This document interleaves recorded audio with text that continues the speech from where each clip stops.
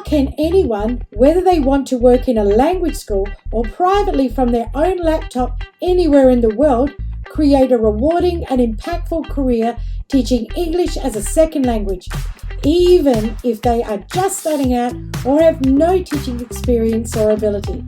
Hi, my name is Lynette Kim, and here on the TESOL Talk podcast, I aim to answer that very question.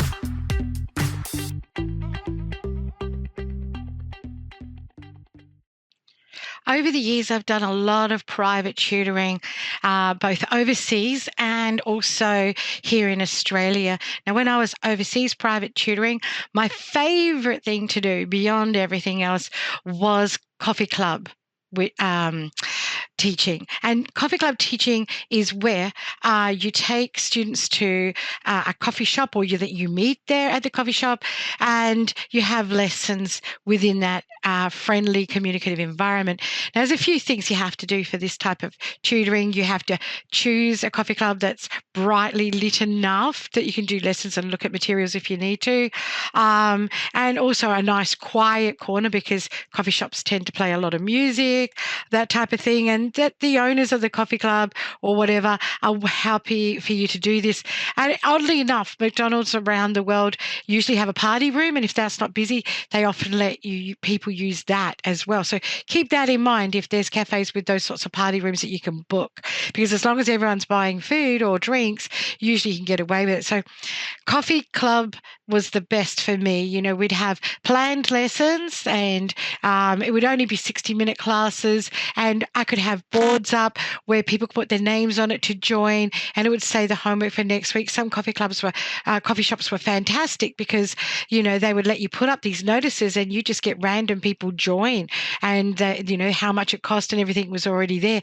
And, you know, overseas they're brilliant because they'll buy you coffee. You rarely ever get to pay for people, and you're sitting down having wonderful chats with groups of people, meeting all these wonderful people with experience, and you're getting paid to do it. Like, you can charge up to $25 a lesson, and you can have sometimes 10, 12 people in a lesson all sitting around, and you just have to be well prepared with your topics and the structure, what's going on and how it's run. But that was one of my favorites.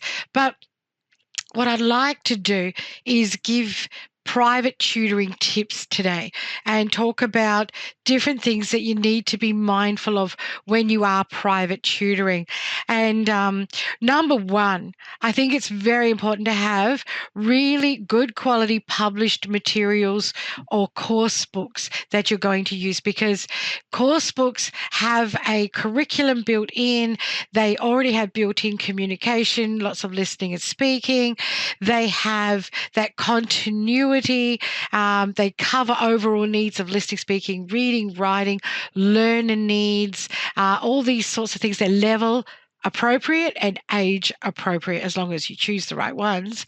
So I think it's very important to make sure it gives your students confidence in what's being taught. They can prepare in advance. There's homework tasks in these, and it saves you a hell of a lot of lesson planning. Your lesson planning is now all about your lesson timing and structure and how you're going to introduce each task and the overall lesson, rather than you actually preparing all the materials that are going to be taught.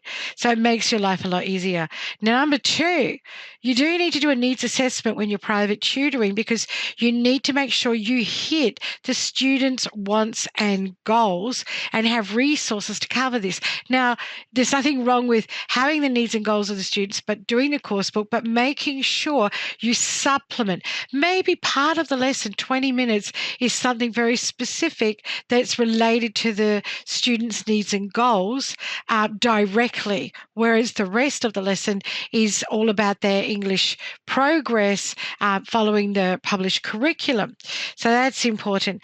Number three, be well prepared. Don't think because you're tutoring you can just sit back and wing it, because that's not fair. That's not giving value to your students. And they're usually paying a premium for private tutoring, and they really want to have something great out of it and feel they're getting more than just a number in a classroom with a large group of students.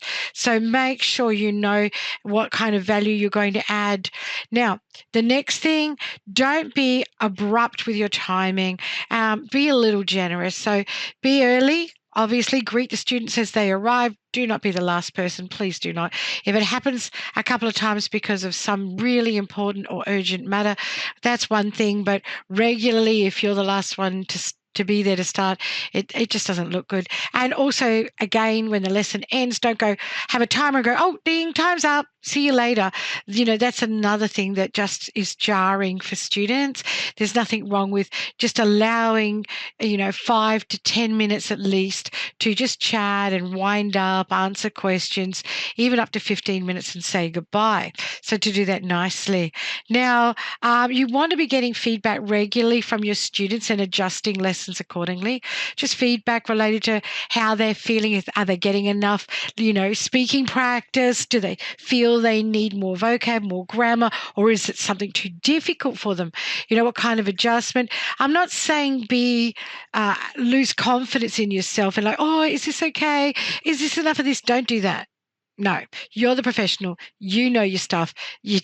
But what you do is just say, I'm making sure that we're covering all of your needs enough to meet your goals. And so give them a little survey handout where they write it in, and then you get the feedback that way. That's the best way to do it. And then adjust accordingly, obviously. Now, if you have groups of students when you're privately tutoring, this is great. I mean, pair and group work, woohoo, go for it. Lots of things, and you can run that. Even if it's online, you can run pair and group work discussion. That's no problem. But remember, if you are tutoring one-on-one, and students definitely are paying a premium for this, you are the second part of a pair. So pair work is going to be you and the student, and you have to act like a student. So just be aware that you'll have to fill that gap all the time. And it can be a bit tiring, so you need to be prepared for that. It's so much easier when you can just listen to pair and group work going on and prepare for the next task mentally, but also be listening in and guiding and giving feedback. The next one, be friendly. Always build rapport with your students, but try not to be their best friend. That's not what's needed here. Yes, be friendly, but you don't want to get to the point where you're so comfortable that you're going to, you can tell them about your life, obviously, and things that go on, but you don't want these lessons to become your therapy sessions or your chance to unwind, because this isn't about you. So be very careful. Teachers that I hear that make best friends out of their students, and they're telling them everything and ringing them up in between time, you lose control of the whole thing, of the purpose. And, before you know it, students will be backing off lessons. Oh, I don't need any more, thanks. I'm doing really well now. And then you're going to wonder why students are dropping off because, they don't feel anymore like they're being guided. So just watch for that. And another one, always make sure when you're privately tutoring that you're giving good correction for students during the lessons. Don't feel because it's private tutoring that it's all conversational and use the natural approach too much. You want to be correcting their pronunciation when they make errors, and just sort of stop them and go, okay, or wait till they finish a sentence and, okay, you said this, but how should it be said? And then give them the opportunity to self-correct always. Vocabulary, the same deal. Correct that if they said something that's not right. They'll use the wrong version of a word or the wrong verb tense, and just let them know that they used the wrong one and what should it be. And if they can't get it, they only then give them the answer.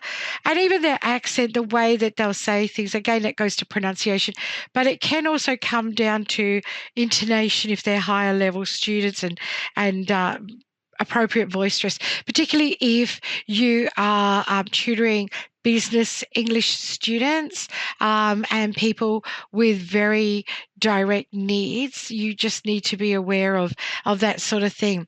So, and grammar, like if they actually use words, not just the wrong form, but the sentence structure is wrong, then you can write it down the way they said it, and let's correct it together, and then get them to practice saying it the right way, because this is so valuable. And with private tutoring, you have that opportunity to give more individual attention. So don't burn through private tutoring covering material.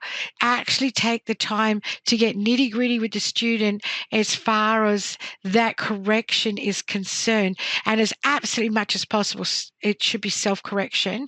But even when it comes to the instance of you correcting them, because this is where they're going to get all that rich value that they feel they're paying for, and that private tutoring gives them that advantage of having.